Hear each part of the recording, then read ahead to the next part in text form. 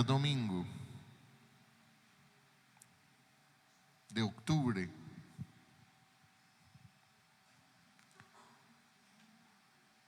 Una iglesia de sana doctrina. Después Julián nos enseñó acerca de la gran profecía y el gran mensaje central que tiene la Biblia, que es Jesucristo. Luego tuvimos la oportunidad de ver las evidencias de que la Biblia es real o verdadera, que la tituló Cristian, la Biblia no es un teléfono roto. Y hace 8 días Juan Camilo nos estuvo enseñando acerca de el cumplimiento de las profecías. Y hoy quiero hablar, concentrarme, señales para no ignorar. ¿Qué señales nos da la Biblia? Nos ha dado la Biblia y que nosotros no podemos ignorar para el presente y para el futuro de lo que se viene. Así es que quiero iniciar esta enseñanza y yo quiero que usted cierre ahí donde están sus ojos. Amado Dios y Padre, te damos gracias en este día porque tú nos permites, Señor, llegar hasta tu templo, porque a través incluso de las redes algunas personas van a poder conocer de este mensaje. Señor, que sea tu bendición y amplíes nuestros oídos, nuestros ojos para ver lo que tú quieres mostrarnos a través de tu palabra. La del Padre, la del Hijo y la del Espíritu Santo. Amén. Quiero invitarles a que podamos navegar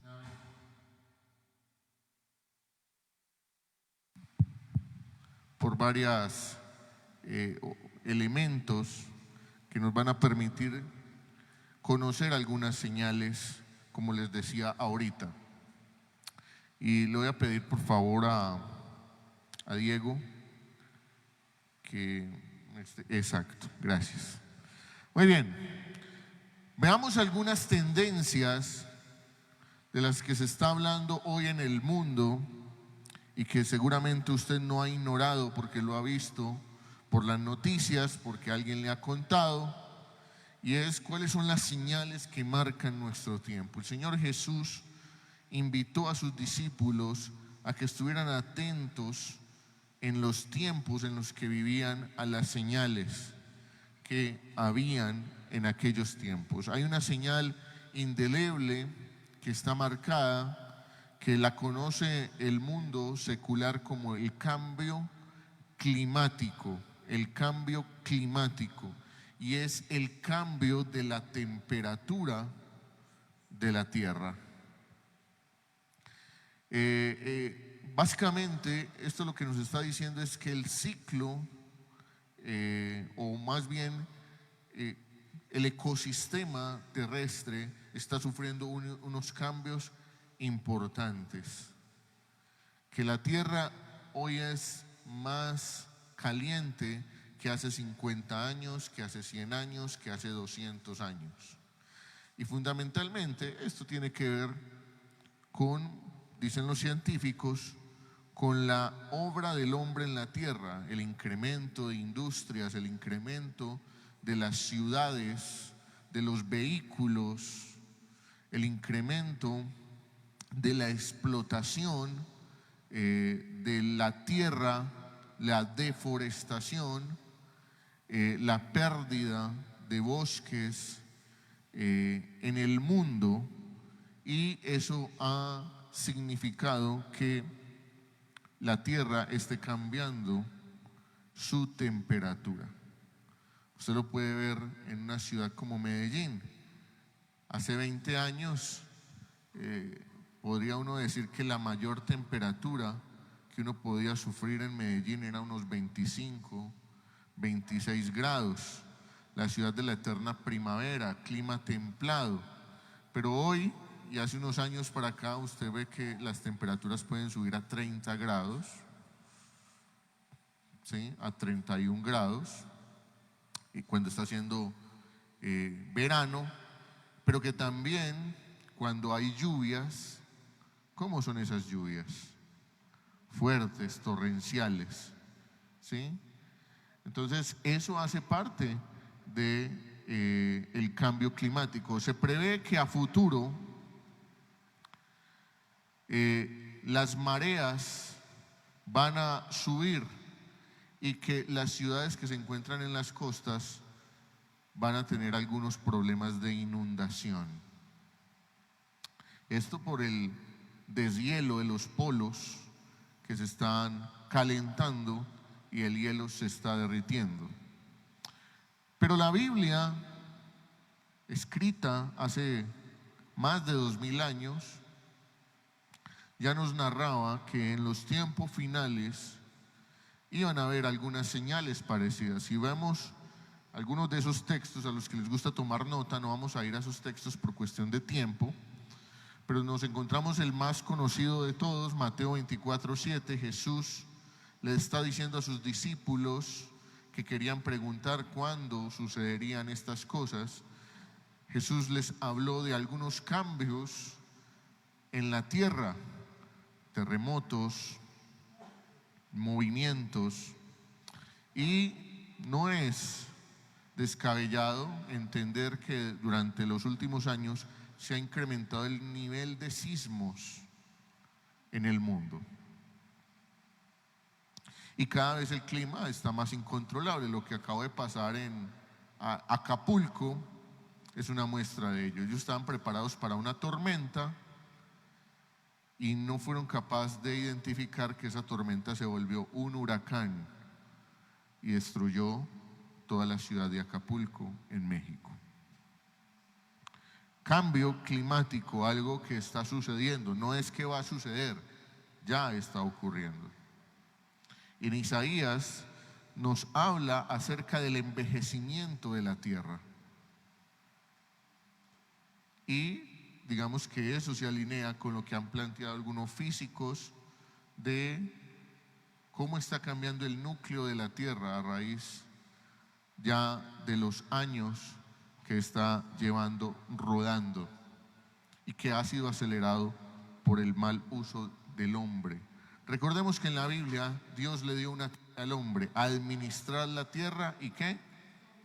Sojuzgarla. Y parece que lo hemos hecho regular, tirando a mal. Otra de las tendencias que todos los científicos están hablando es el desarrollo tecnológico. El desarrollo tecnológico ha avanzado en los últimos 20 años más de lo que avanzó en el siglo anterior.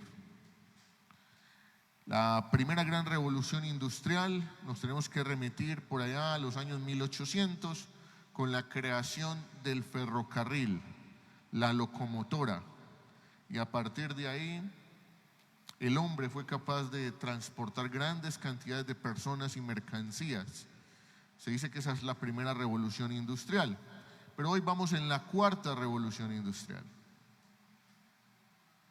Y la cuarta revolución industrial tiene que ver con la inteligencia artificial, que es fundamentalmente que cada vez tenemos aparatos más inteligentes, celulares inteligentes, computadores inteligentes, programas y softwares inteligentes.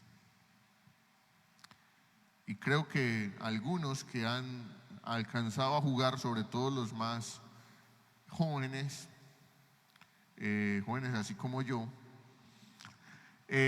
tal vez han alcanzado a preguntarle a alguna de esas inteligencias artificiales, las gratuitas, las que están al libre uso, de preguntarle algo y que él empiece a responderle, a hablarle o a escribirle, como si alguien al otro lado de la pantalla estuviera escribiendo una serie de ideas acerca de lo que usted está pensando. Si esas son las gratuitas, yo me imagino que se está haciendo.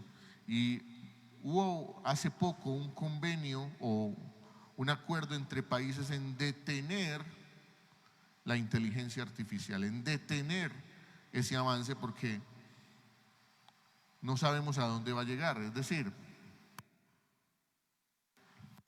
el día que tengamos un robot que sea mucho más inteligente que nosotros y que sea capaz de engañarnos a nosotros. Y eso está sucediendo hoy en el mundo. Inteligencia artificial, robótica, Internet de las cosas, dinero digital. De eso también habla la Biblia. En Daniel 12:4, Daniel, el ángel le dice a Daniel que en los postreros tiempos la ciencia, ¿qué? Se aumentará. Y estamos en la época en donde más ciencia ha existido en la historia del mundo. Así es que hay que tener cuidado con las señales. Siguiente, por favor. Otro cambio que se está dando es el cambio demográfico y el cambio social.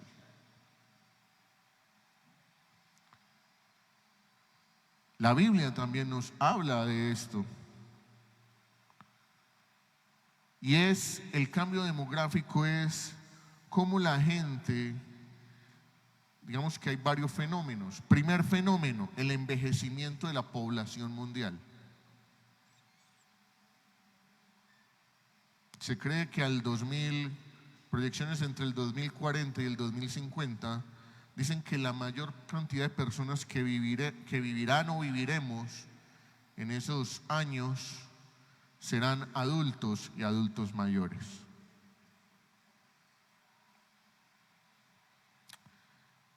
Es muy fácil entender en un país como Colombia, mucho más en los países desarrollados de Europa, de Norteamérica, cómo la tasa de natalidad ha cambiado. Y el ejemplo es muy sencillo. ¿Cuántos hijos, aquí lo puedo hacer con cualquiera, así sea muy adulto o muy joven, cuántos hijos tuvo su abuelo? ¿Cuántos hijos tuvo su papá y cuántos hijos tuvo usted? ¿O piensa tener? Y ahí usted ve la diferencia. Una primera generación que tenía hasta 11, 12 hijos, pasamos a una generación que tenía 3, 4 hijos, ya en una generación que está teniendo en promedio uno o un perrito o un gatico. ¿Sí? Eso ya pasó en Canadá, eso ya pasó en Europa, eso ya pasó en algunos países, y lo que ha significado eso es el envejecimiento de la población. Hacia allá va eso. Pero además la gente está abandonando los campos para venirse a las ciudades. Se cree que en el 2040 el 80% de las personas vivirán en las ciudades, solamente el 20% en el campo. Luego eso significa un problema de abastecimiento alimentario.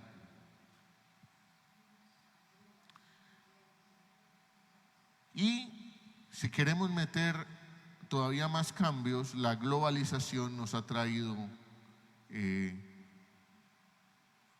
muchas ideas que han prosperado en nuestro país. La inclusión permanente, la agenda global inclusiva es uno de ellos. La Biblia nos narra de algunas cosas frente a esos cambios importantes que usted puede anotar ahí en textos bíblicos. Y conflictos, hay muchos más textos, pero me quedé solamente con ese de las guerras en Mateo 24:7, ¿cuáles son las guerras que se están dando hoy? Hoy tenemos una muy cruda en Israel, pero está la de Ucrania, pero hay otras, los coreanos, los taiwaneses con los chinos. Hay una cantidad de conflictos muy fuertes a nivel mundial. La guerra es una amenaza permanente en nuestro mundo. Y lo que está sucediendo hoy en Israel es algo que marca mucho porque está dicho en la palabra del Señor. La guerra en el pueblo judío es impresionante y es algo que marcará hasta el fin, porque es el pueblo que marca el reloj de la profecía bíblica. Cambios muy importantes que ya están dichos en la Biblia. Y como decía el Señor, el que tenga oídos para oír, que oiga. Vamos a este texto que es el que vamos a estudiar hoy, segunda de Tesalonicenses.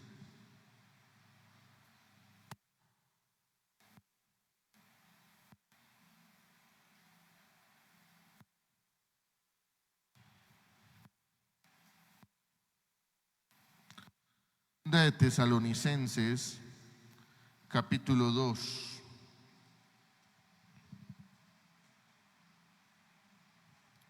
Versículos del 1 al 15.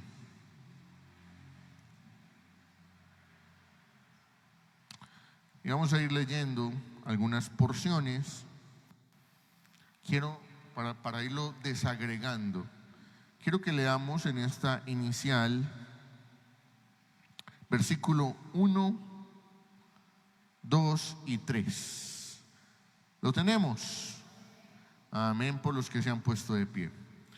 Pero con respecto a la venida de nuestro Señor Jesucristo y nuestra reunión con Él, os rogamos, hermanos, que no os dejéis mover fácilmente por vuestro modo de pensar, ni os conturbéis, ni por espíritu, ni por palabra, ni por carta, como si fuera nuestra, en el sentido de que el día del Señor está ¿qué? Verso 3: nadie os engañe en ninguna manera, porque no vendrá sin que antes venga ¿qué? La apostasía, y se manifieste el hombre de pecado, el hijo de perdición. Verso 4: el cual se opone y se levanta contra todo lo que se llama Dios o es objeto de culto, tanto que se sienta en el templo de Dios como Dios, haciéndose pasar por Dios. Verso 5: ¿no os acordáis que cuando yo estaba todavía con vosotros os decía esto? Verso 6: y ahora vosotros sabéis lo que lo detiene, a fin de que a su debido tiempo se manifieste. Puede sentarse.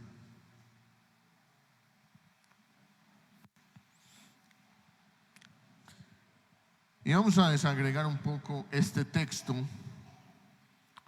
Vamos a pasar a la siguiente diapositiva. Lo primero, es importante entender el contexto de los tesalonicenses. ¿Qué estaba pasando ahí cuando Pablo manda esta carta del segundo libro de Tesalonicenses? ¿Cuál era el sentimiento? ¿Cuál era el contexto de la iglesia de Tesalónica? Había una gran persecución. El imperio romano había arreciado en la persecución de los cristianos. A muchos los estaban metiendo a la cárcel, a a otros los estaban matando. Y ellos tenían un temor porque estaban llegando algunos profetas, comillas, algunos falsos profetas, algunos predicadores que estaban diciendo que el día del Señor había llegado. Y ellos estaban temerosos de que Dios había arrancado un juicio, y a raíz de ese juicio estaban siendo avivados por otros líderes diciéndoles: ya empezó el juicio. Estaban confundidos con tanta información y profecías. Por eso el apóstol Pablo les dice que no se dejen mover fácilmente. Y en el versículo 2, y Pablo les dice: ni por un espíritu, ni por palabra, ni por carta, como si fuera nuestra. Y en ese contexto, algunos se atrevían a decir que iban en nombre de Pablo. Oh, es que Pablo ya está predicando eso, Pablo ya está diciendo que el día del Señor llegó. Y Pablo había fundado esta iglesia, no había teléfono para llamar a Pablo a preguntarle: Pablo, ¿vos estás diciendo esto? No había WhatsApp, no había forma de comunicarse. La comunicación más expedita era una carta que podía tardar meses en llegar. Y ellos estaban confundidos. Pablo escribe esta carta para decirles: tranquilos, tranquilos. Y Pablo nos empieza a dar, al hablarle a ellos, nos da unas pistas de lo que Pablo interpretaba de las señales que debían darse antes de la manifestación del día del Señor. Vamos a ver algunas. Mire, por ejemplo, el versículo 1. Vamos a mirar detalles. En los detalles es donde está el sabor, como se dice. Dice, ¿cómo arranca Pablo el capítulo 2? Dice: pero con respecto a la venida de nuestro Señor, ¿qué? Y ojo, ¿y nuestra qué? Nuestra reunión con Él. Entonces, pilas, ese es un primer detalle. Pablo está diciendo que va a venir el Señor Jesucristo y que ellos, los cristianos, se iban a reunir ¿qué? Con Él. Les dice: no se dejen mover fácilmente en su manera de pensar, ni se conturben. Ya lo explicamos: ni por espíritu, ni por palabra, ni por carta, como si fuera nuestra, en el sentido de que aquel día del Señor está cerca. Verso 3, ahí está la clave: nadie os engañe en ninguna manera, porque no vendrá, ojo, no vendrá sin que antes venga ¿qué? La apostasía. Entonces, primera señal. Primera señal. Vamos a irlo desglosando, ¿cierto? Entonces Pablo les dijo: no se preocupen, los están persiguiendo. Sí, nos están persiguiendo. Nos están metiendo en la cárcel. Sí. ¿Está dura la cosa? Sí, está dura la cosa, pero todavía el Señor no va a venir, porque primero tiene que manifestarse la apostasía. ¿Qué es eso de la apostasía?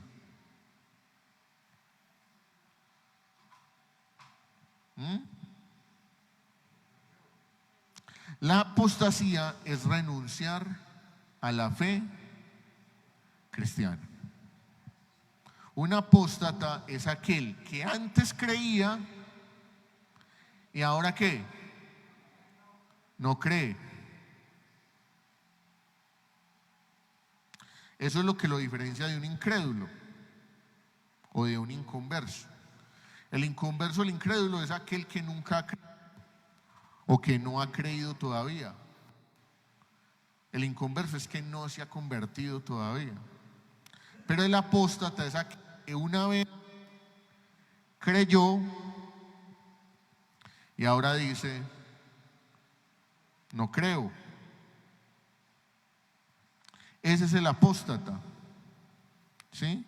La Biblia nos dice que habrá un incremento de apostasía en el final de los tiempos. Es decir, que muchas personas van a abandonar la fe.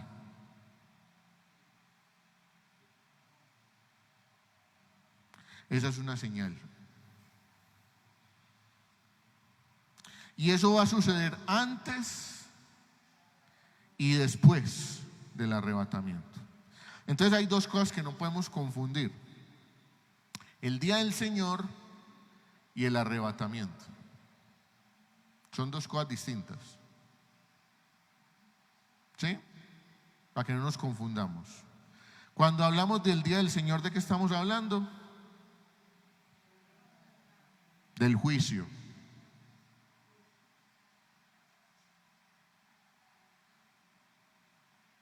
Y cuando estamos hablando del arrebatamiento, ¿de qué estamos hablando? Del rapto de la iglesia. Pero el arrebatamiento, pues aquí hay dos posiciones. Los que dicen que el arrebatamiento va a ser antes de la tribulación y los que dicen que va a ser despuesito de la primera parte de la tribulación, ¿sí? Pero para no confundirlos, lo que expresa este texto, Pablo nos está diciendo que primero va a haber un arrebatamiento antes del juicio. Antes del juicio es el arrebatamiento. Después del arrebatamiento el mundo va a seguir funcionando. Va a seguir funcionando hasta el juicio. ¿Listo? Pero Pablo le está diciendo: pilas, que una señal es el incremento de la apostasía, que muchas personas se van a retirar de las iglesias, muchas personas se van a retirar de la fe.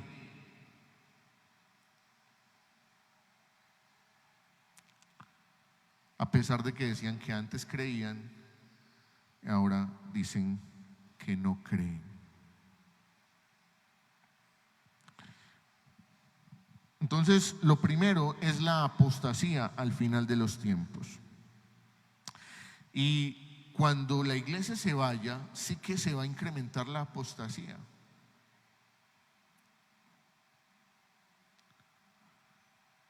Pero eso lo vamos a ver más adelante.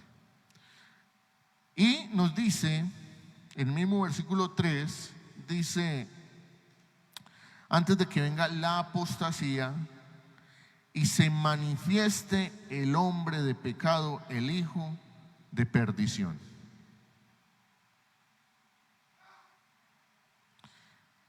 Ese hombre de pecado, hijo de perdición, que está hablando el apóstol Pablo, tiene varios nombres en la Biblia. Tiene varios nombres. El anticristo, primera de Juan 2:18. No vamos a ir a esos textos porque no hay tiempo, pues usted los anota. El anticristo es el mismo hombre de pecado, el mismo hombre, el hijo de perdición, está hablando Pablo. El rey altivo de rostro, Daniel 7. El príncipe que ha de venir, Daniel 9:2. El pastor inútil, Zacarías 11:17. La bestia, Apocalipsis 13:1, 13 del 1 al 17, Apocalipsis 17:4. Del mar, de la tierra y la bestia escarlata, se hablan esos textos. El falso profeta, Apocalipsis 19:20. El que viene en su propio nombre. Juan 5:43.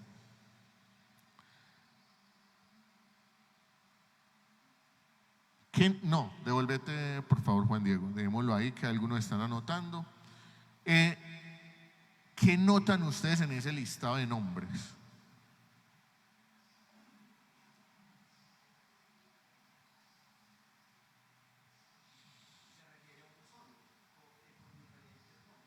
Pero esos atributos, ¿qué le dan a usted a entender?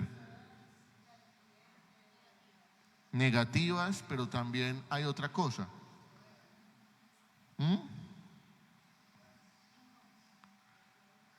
Nótese que todas son antítesis de los nombres de Cristo. El anticristo, lo contrario a Cristo. El rey altivo de rostro, la Biblia nos habla que Él es Rey de Reyes, ¿sí? Príncipe que ha de venir. ¿Cómo se llama Jesús? Príncipe de paz. El pastor inútil, ¿qué es Jesús? El buen pastor. La bestia, ¿qué es Jesús? El cordero. El falso profeta, ¿qué creían los judíos que era el Mesías? El profeta.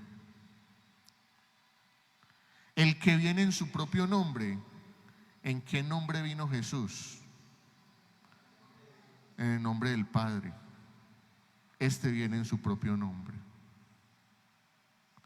Entonces es un plagio. Por eso la nación judía va a ser engañada en gran parte, porque van a creer que es el Mesías, porque va a cumplir con muchas características parecidas.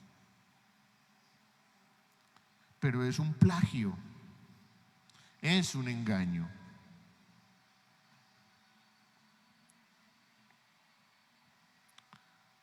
¿Estamos? Listo. Siguiente. ¿Cómo lo han descrito algunos comentaristas? ¿Qué piensan de este hijo de perdición, de este hijo de este hombre de pecado? Ha sido descrito como un gran líder y político internacional. Alguien que, por ejemplo, va a aparecer y va a decir: vea, palestinos y judíos no sigan peleando, yo tengo la solución. Y los va a juntar. Y va a haber paz en Israel.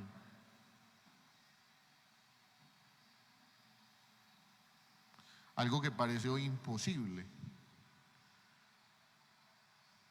Pero la Biblia nos narra que va a haber paz en Jerusalén y que los judíos van a poder edificar el tercer templo. Recordemos el primer templo de Salomón. Segundo templo, el que ayudó a construir Nehemías con Esdras. Esos templos fueron destruidos. Y ellos tienen allá algo que se llama el Muro de los Lamentos. Usted lo ha visto por la televisión, en los documentales, en las noticias, que todos los judíos van allá a ese muro a orar. Ese es el único muro que quedó en pie del templo. Y ellos oran para poder restablecer el templo de Jehová. Y se va a lograr cuando haya paz en Jerusalén. Se opondrá a la celebración del culto y su aparición marca la cercanía del día del juicio. Ahora, no sabemos si esto va a ser una persona, va a ser una institución o va a ser una inteligencia tecnológica. Hay un texto en Apocalipsis que dice: y todo el que no tuviera la marca de la bestia no podría comprar ni vender. Y por mucho tiempo nosotros estuvimos pensando que eso era el código de barras, que eso era el código QR, que eso era un chip,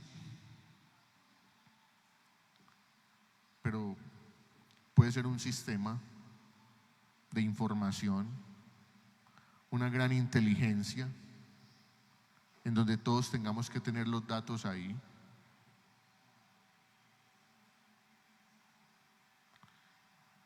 No sabemos.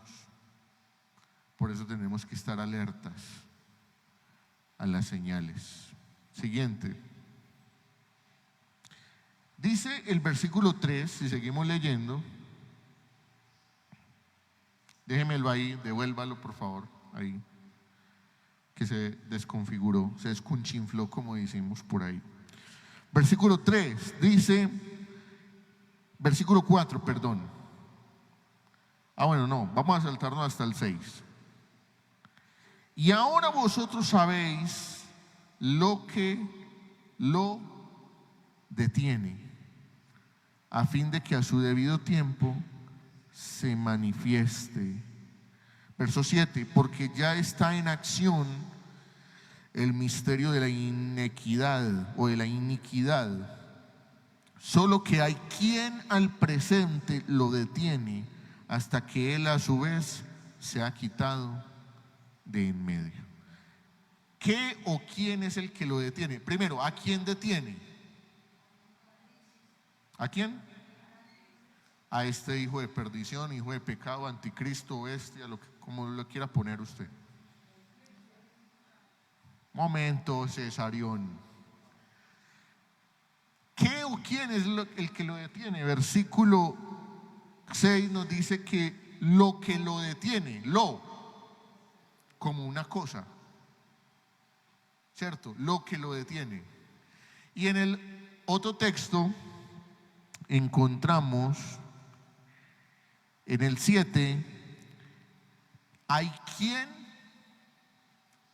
lo detiene. Lo que lo detiene y quién lo detiene. Lo que lo detiene como si fuera un ente, una entidad, una institución. ¿Quién? Una persona. ¿Cierto? Entonces, ¿qué es lo que lo detiene? Entonces aquí algunos han aseverado, han dicho, es el pueblo de Israel el que lo detiene. El que el pueblo de Israel se arrepienta. Otros dicen, es el mismo Satanás el que lo detiene. Otros dicen, es Dios el que lo detiene. ¿Sí? Vamos a ver, siguiente, ahí sí Juan Diego. Porque aquí hay un papel muy importante, la iglesia. El pueblo de Dios lleno de su Espíritu Santo. Recordemos que la iglesia es, que Jesús dijo que quienes lo siguieran a Él son ¿qué? La luz, pero hay otra, la sal. ¿Y qué hace la sal? Para nosotros da sabor, pero en ese tiempo no había neveras. Había una función muy importante de la sal, y era ¿qué? Conservar, para que la carne no se pudriera tan rápido. ¿Sí? Entonces Dios le ha dado una función a la iglesia en este mundo, y es ser la sal, evitar que el mundo se corrompa más. Eso es lo que lo detiene. Pero también le ha dado la función de ser luz. Por eso nos dice, id y predicad el evangelio, ¿a dónde? A toda criatura.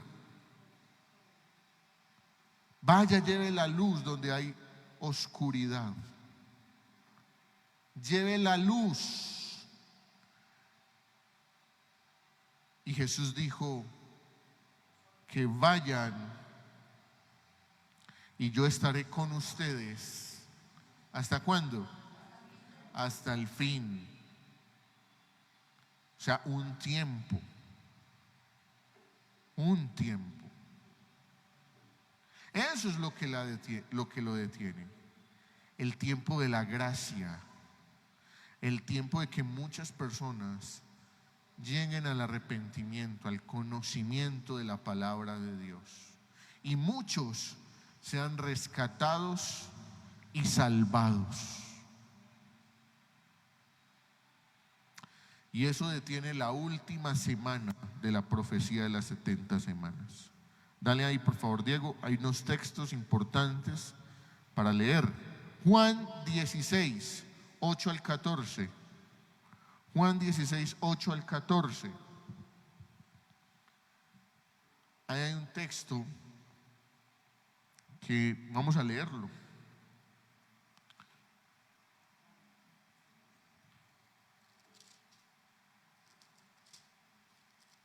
Porque ese nos va a hablar del Espíritu Santo, de la función que hace el Espíritu Santo. Jesús está hablando y dice: y cuando Él venga, es decir, el Espíritu Santo, convencerá al mundo de pecado, de justicia y de juicio. Escuche muy bien eso. Convencerá al mundo de pecado.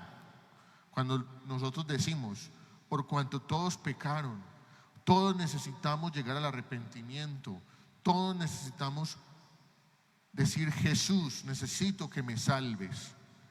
Convencer de pecado, pero no es lo único, de justicia,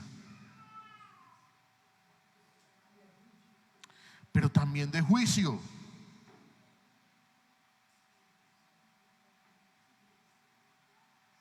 Hay que decirlo, es lo que dice la Biblia. Algunos dicen: no prediquen del juicio, qué miedo. Eso es métele miedo a la gente. El Espíritu Santo dijo que venía a convencer de pecado, pero si usted no se quiere convencer de su pecado, va a haber justicia. Y si usted no cree que hay justicia, va a haber juicio.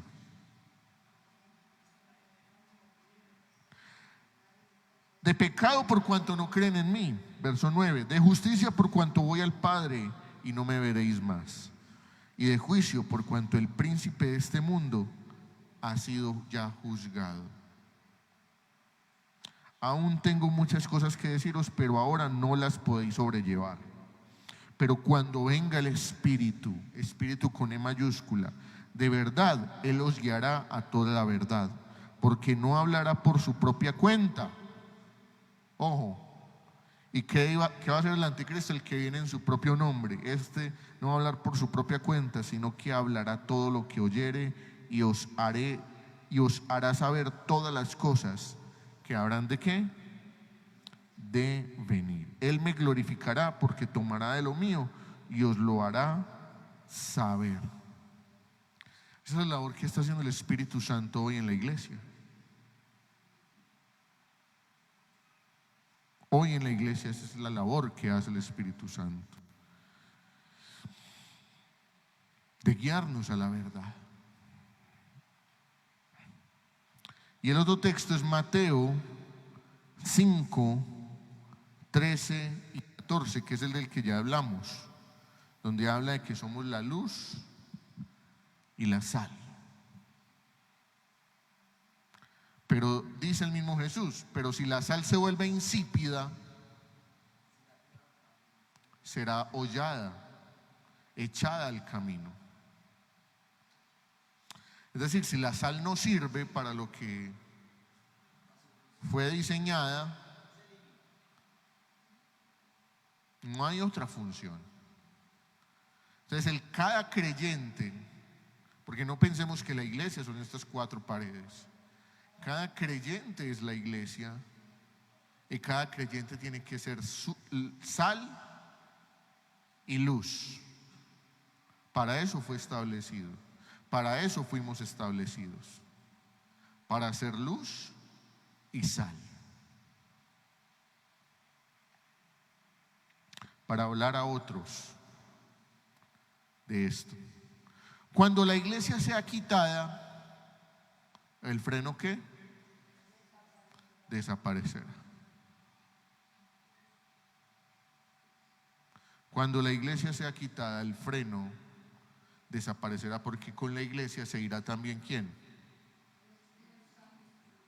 El Espíritu Santo. Por eso, los que se queden va a ser más difícil que sean convencidos de pecado, de justicia y de juicio. ¿Se va a convertir gente después de que vaya a la iglesia? Sí. Se va a convertir gente, pero va a ser más difícil.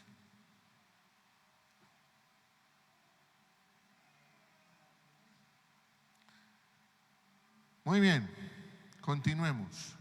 Señales, versículo 2 de Tesalonicenses, volvamos al texto original, 2:7.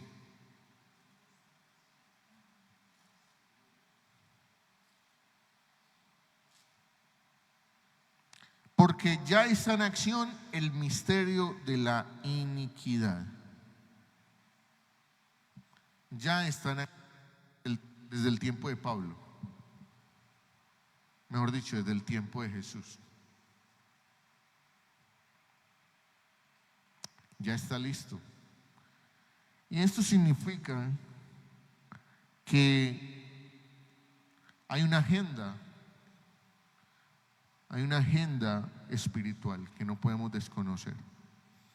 Nosotros que estamos viendo hoy estamos viendo unos coletazos del avance de las agendas globales contrainstitucionales. ¿Qué significa eso? Todo lo instituido está siendo cuestionado. Hombre, mujer, no, ya no se puede decir que hay hombre y mujer. Él y ella, no, ya hay que decir ella también, ella.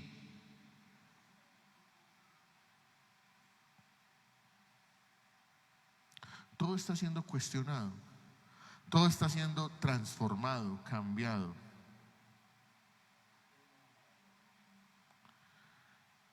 Discusiones sobre vida interplanetaria, extraterrestres.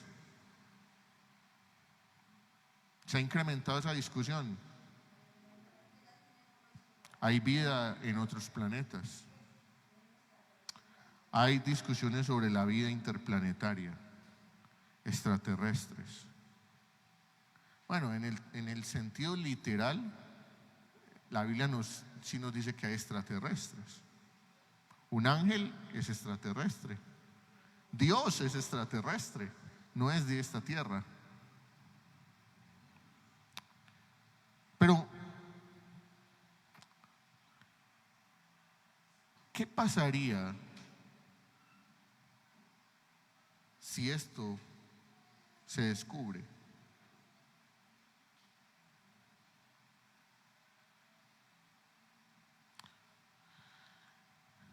Algunos se atreven a decir que esto también está abriendo el camino para justificar el arrebatamiento de la iglesia. Extraterrestres, se los llevaron, desaparecieron, una invasión alienígena.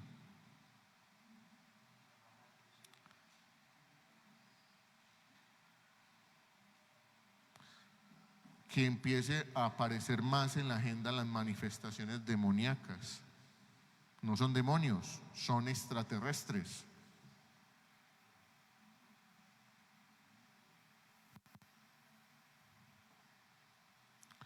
La secularización y la imaginación de la vida eterna como posibilidad. No hay una discusión hoy en el mundo sobre la vida eterna. Pareciera que la agenda global es el que se muere, se acabó. La intrascendencia del ser humano. Si el ser humano es intrascendente, ¿para qué se tiene que comportar bien? Si no hay trascendencia, entonces podemos justificar las guerras.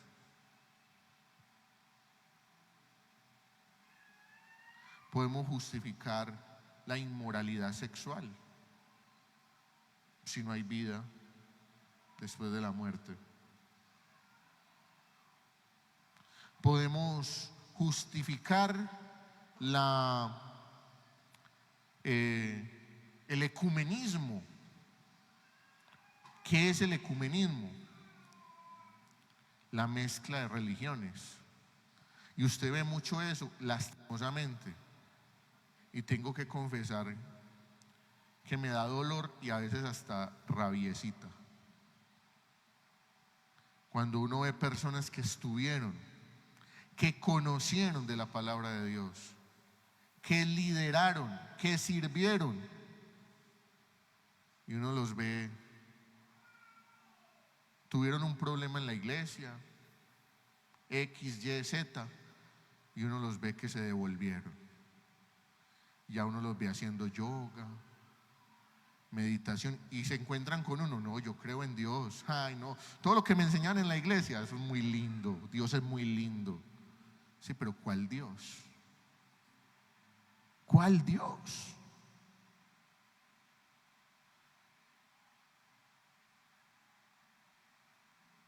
Y ahora uno de ñapa no falta el que el 31, pues ahí disfrazado.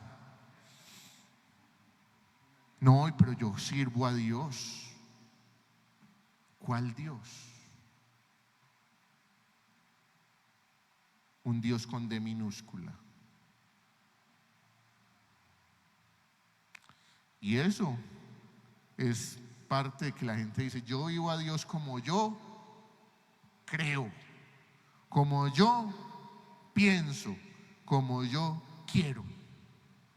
No, Señor. Este es el parámetro.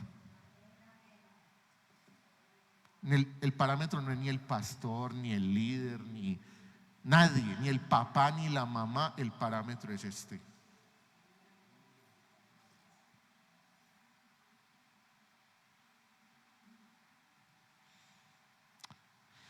Dependencia de la tecnología, de los datos interconectados. ¿Qué pasaría hoy en el mundo si el internet se cayera 24 horas?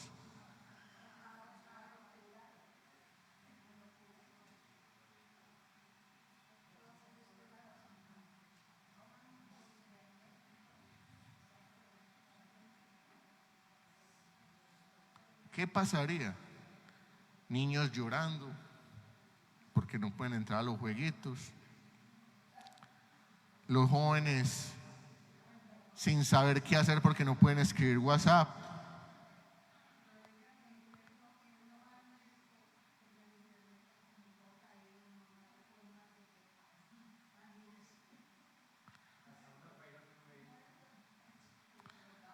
Entonces, ¿qué pasa? Estamos dependiendo mucho, cada vez dependemos más y cada vez entregamos los datos más fácil.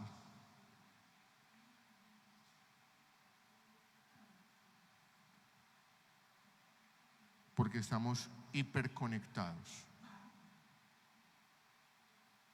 Hay gente contenta, feliz, a cualquier aplicación. Ay, esta aplicación tan bonita, pero me está pidiendo nombre, teléfono, dirección, no sé qué.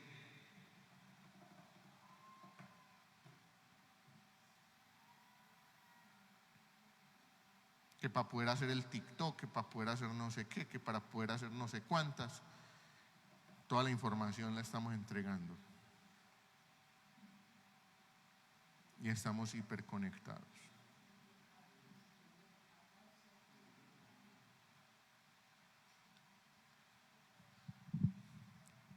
Segunda de Tesalonicenses 13, capítulo 2, versículo 13. Aquí ya Juan Diego, pasando la diapositiva, me está acosando indirectamente. Tranquilo, Juan Diego, entendí el mensaje.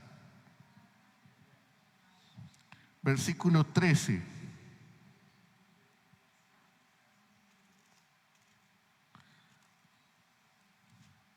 Dice, pero esta es nueva versión internacional, lo voy a leer en esa versión, sígala usted en su versión. Nosotros, en cambio, siempre debemos dar gracias a Dios por ustedes, hermanos amados, por el Señor, porque Dios los escogió como los primeros frutos. Esto le está diciendo Pablo a los tesalonicenses, para ser salvos, mediante la obra santificadora del Espíritu y la fe que tienen en la verdad. Para esto Dios los llamó por nuestro evangelio, a fin de que tengan parte en la gloria de nuestro Señor Jesucristo. Verso 15. Así que, hermanos, sigan firmes y manténganse fieles en las enseñanzas que oralmente o por carta hemos transmitido.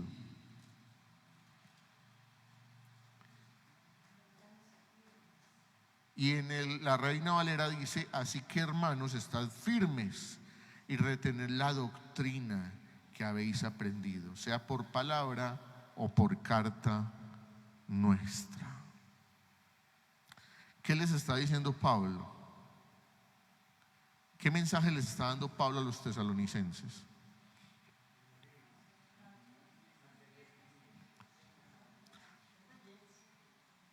Pero hay un mensaje que les está dando tranquilidad. Él les está diciendo: no se preocupen, ustedes han sido escogidos. Y de los primeros, les está diciendo Pablo, de los primeros, porque ustedes fueron los que primero atendieron al mensaje. Y entonces les dice a esos que son escogidos: tranquilos que ustedes son escogidos, pero manténganse ¿qué? Firmes. ¿En qué? En estudiar, en conocer la palabra de Dios.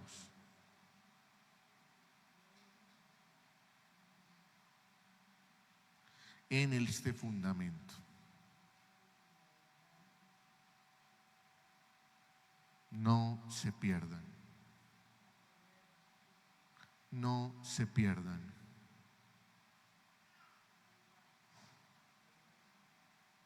No se pierdan de este fundamento. Y por eso siempre digo yo: alertas. Si alguien te quiere llevar para otro lado, si alguien te quiere invitar para otro lado, firmes. Si usted se va a cambiar de iglesia, estudie primero que sea una iglesia de sana doctrina. No cambie por cambiar, no cambie por sin conocer realmente cuál es la doctrina.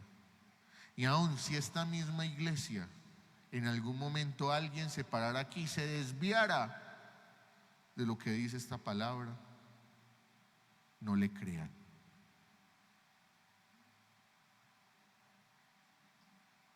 Este es nuestro parámetro. Y usted y yo debemos estudiar más la palabra. Amén. ¿Qué sigue ahí, Diego?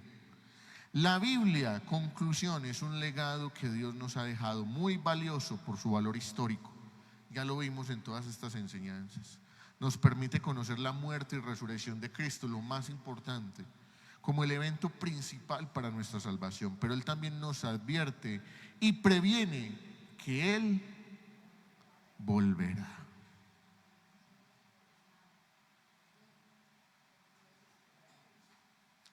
Amén. ¿Qué tal si nos ponemos de pie y terminamos orando a nuestro Dios?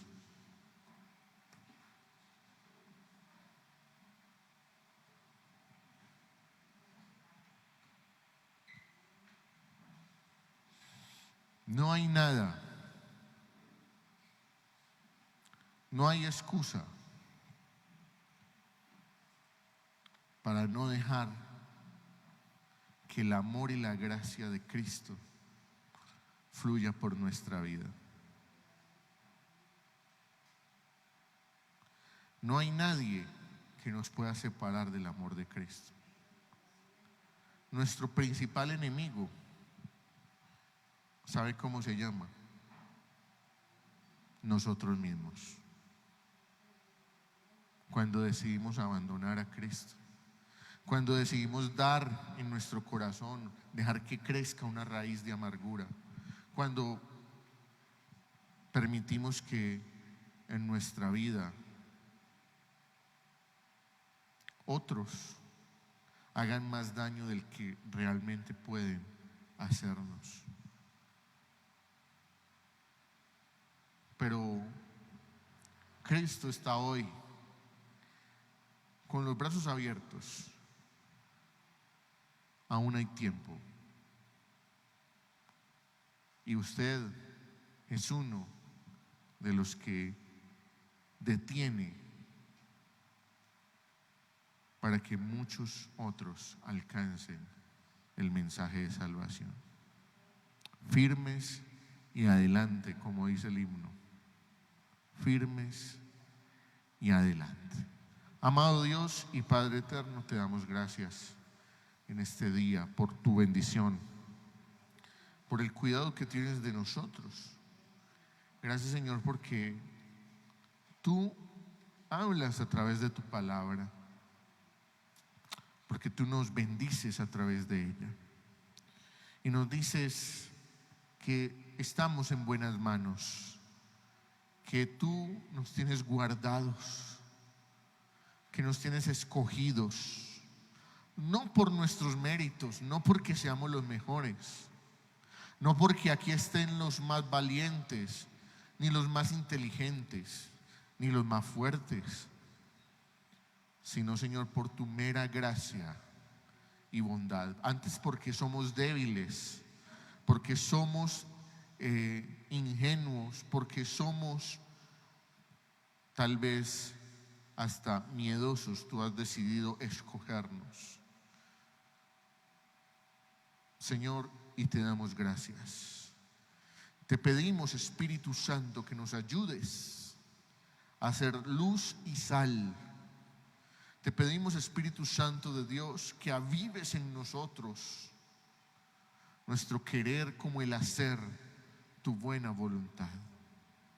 Ayúdanos a seguirte, ayúdanos a discernir, ayúdanos a avanzar, ayúdanos a entender tus señales para nuestra vida. Ayúdanos a ser luz en medio de las tinieblas. Ayúdanos a ser lámparas en nuestros hogares. Ayúdanos a ser lámparas en nuestro vecindario. Ayúdanos a ser lámparas en nuestro lugar de trabajo. Ayúdanos a ser sal para evitar que la corrupción se tome aún más nuestra familia, nuestra sociedad. Señor, te damos gracias. Al salir de este lugar, llévanos con bien. Dirígenos. A aquellos que van a ir a votar, Padre, guárdales, cuídales, permíteles llegar hasta el lugar donde van. Aquellos que van para sus casas, bendíceles, guárdales, cuídales, Señor. Bendice su día, Señor. Que esta sea una nueva semana en la que arrancamos haciendo tu buena voluntad, Señor. Dirige nuestros pasos, guarda nuestra salida y nuestra entrada, y permítenos volver a este lugar a llenarnos más de ti, a alabar y glorificar tu nombre con nuestros hermanos. En el nombre de Jesús, amén y amén.